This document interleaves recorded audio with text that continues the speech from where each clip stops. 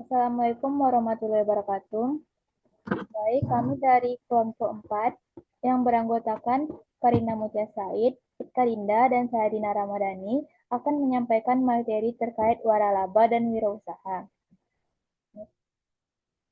Untuk materi yang akan kami sampaikan yaitu ada jenis-jenis waralaba, keuntungan membeli waralaba, kerugian membeli waralaba dan hukum, cara yang tepat membeli waralaba, dan tren yang membentuk waralaba. Nah, untuk materi pertama akan disampaikan oleh Fitka Dinda. Kepada Fitka Dinda dipersilahkan. Baik, terima kasih kesempatannya moderator. Nah, di sini kita akan membahas jenis-jenis waralaba. Nah, kita memiliki tiga jenis waralaba. Yang pertama yaitu waralaba nama dagang, waralaba distribusi produk, dan waralaba murni. Nah, waralaba nama dagang ini merupakan penerima waralaba membeli hak penggunaan nama dagang dari pewaralaba. Nah, di sini tidak harus menjual produk eksklusif milik pewaralaba. Contohnya itu True Value Hardware dan Western Auto. Dan yang kedua yaitu waralaba distribusi produk. Nah, di sini pemberi waralaba memberi lisensi untuk menjual produk tertentu di bawah merek dagangan mereka. Nah, biasanya digunakan dalam industri otomotif, bahan bakar, minuman ringan, kosmetik, dan lain-lainnya. Nah, contoh waralaba ini yaitu Chevrolet, ExxonMobil, dan Coca-Cola. Dan yang terakhir yaitu waralaba murni. Penerima waralaba membeli seluruh sistem bisnis lengkap termasuk nama merek, produk, tata letak toko, metode operasional pemasaran, pelatihan, dan kontrol mutu. Nah, jenis waralaba ini paling umum dan sangat berkembang cepat. Contoh dari waralaba murni yaitu McDonald's, KFC, Alfamart, dan Indomaret. Nah, apa saja keuntungan yang kita peroleh dari membeli waralaba? Nah, yang pertama yaitu sistem bisnis terbukti.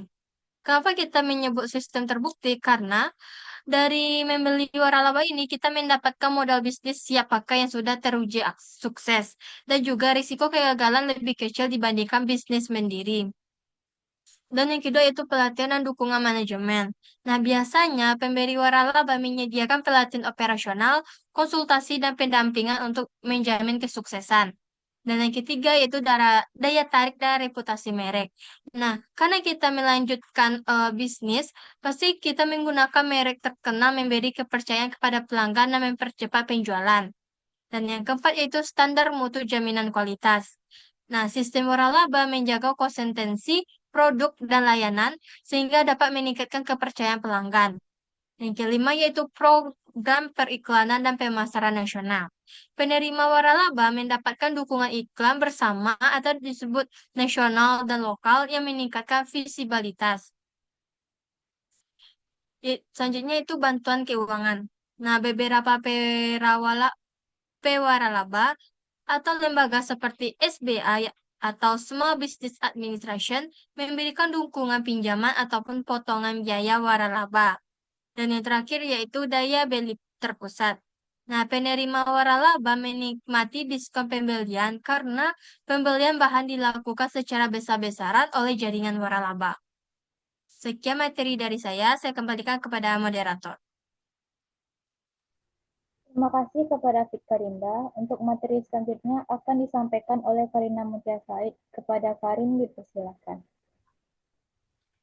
Baik, terima kasih kepada moderator. Untuk materi selanjutnya itu tentang kerugian membeli waralaba. Yang pertama, biaya waralaba dan royalti berkelanjutan. Nah, di sini pemilik waralaba harus membayar biaya awal dan royalti rutin sehingga mengurangi keuntungan bersih.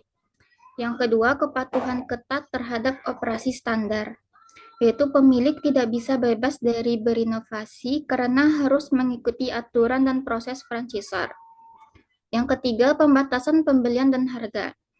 Nah, di sini pembelian bahan atau produk sering harus melalui pemasok yang ditentukan dengan harga yang mungkin lebih tinggi. Yang keempat, lini produknya terbatas. Nah, di sini tidak bisa menambah atau mengubah produk sesuka hati karena semua sudah diatur oleh pemilik merek. Yang keempat, ketentuan kontrak, yaitu pemutusan, pembaharuan, dan penjualan atau pembelian kembali.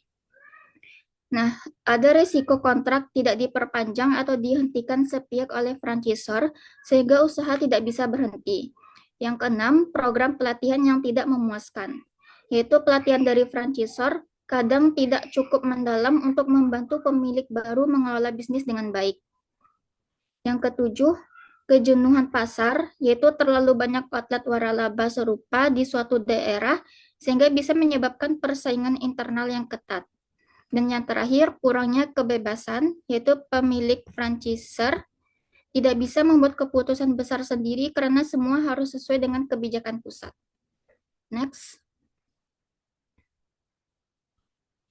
Selanjutnya, waralaba dan hukum. Nah, di sini ada dokumen pengungkapan waralaba, yaitu Franchise Disclosure Dokumen atau FDD, itu sebuah dokumen yang diwajibkan oleh hukum untuk diberikan oleh setiap pemilik waralaba kepada calon penerima waralaba sebelum penawaran atau penjualan waralaba. Nah, dokumen ini menguraikan 23 informasi penting. Next. Selanjutnya, tanggung jawab bersama pemberi kerja. Itu kasus dari Browning Ferries Industries atau BFI, itu menetapkan bahwa pewaralaba dan penerima waralaba dianggap sebagai pemberi kerja bersama, nah meski kendalinya tidak langsung. Akibatnya, pewaralaba bisa bertanggung jawab atas pelanggaran tenaga kerja, biaya asuransi meningkat, dan kemandirian penerima waralaba berkurang. Nah, kasus ini masih dalam proses banding, dan beberapa negara bagian telah melindungi pewaralaba lewat aturan baru. Sekian dari saya kembalikan kepada moderator.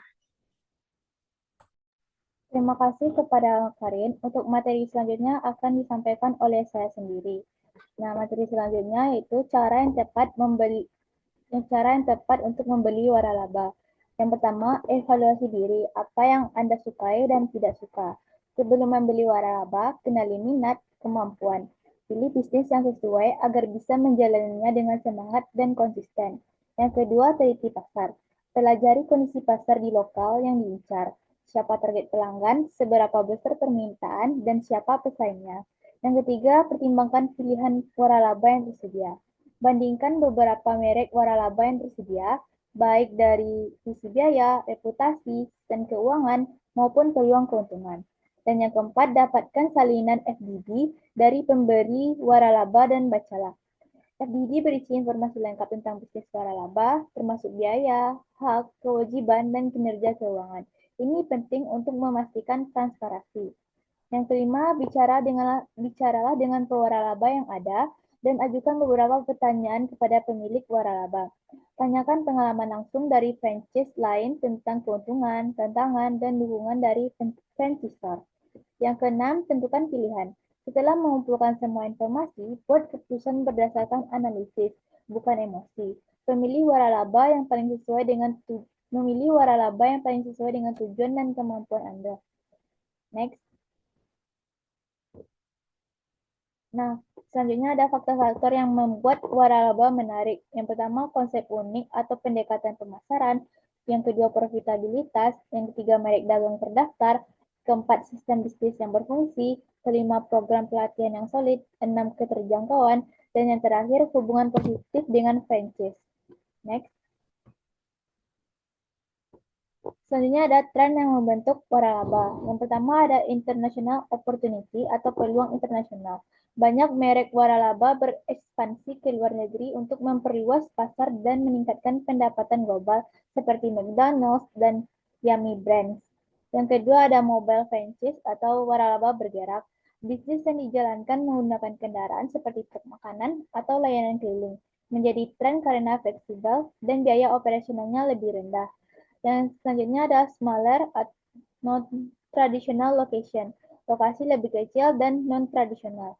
Waralaba kini hadir di tempat-tempat yang tidak biasa, seperti kampus, bandara, atau stasiun, agar lebih dekat dengan konsumen melalui konsep intercept marketing. Yang keempat ada conversion franchising, yaitu waralaba konversi. Pemilik bisnis independen bergabung dengan merek waralaba besar untuk memanfaatkan nama dan sistem yang sudah dikenal agar bisnisnya lebih cepat berkembang. Next. Yang kelima ada refranchising. Pemberi waralaba menjual outlet milik perusahaan kepada franchise agar lebih efisien dan memperluas kepemilikan di tingkat lokal. Yang keenam ada multi-unit franchising atau waralaba multi-unit. Satu penerima waralaba mengelola beberapa cabang sekaligus. Model ini populer karena meningkatkan pendapatan dan efisiensi operasional. Yang ketujuh ada area development dan master franchising atau pengembangan wilayah dan master franchise. Franchise mendapatkan hak untuk membuka beberapa unit di satu area atau area development atau membangun jaringan waralaba baru di wilayah tertentu. Yang selanjutnya ada co-branding atau combination franchising atau waralaba kolaborasi. Dua atau lebih merek waralaba bekerja sama di satu lokasi untuk menawarkan produk atau layanan pelengkap.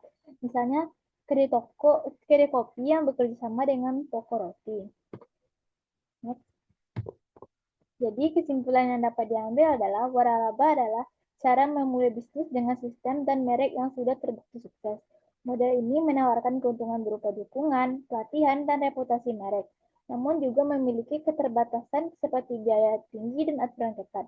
Dengan riset dan perencanaan yang matang, serta memahami tren modal seperti ekspansi global dan kolaborasi merek, waralaba dapat menjadi peluang usaha yang menjanjikan. Next. Nah, sekian pemaparan presentasi oleh kelompok 4. Apabila ada salah kata, mohon maaf. Assalamualaikum warahmatullahi wabarakatuh.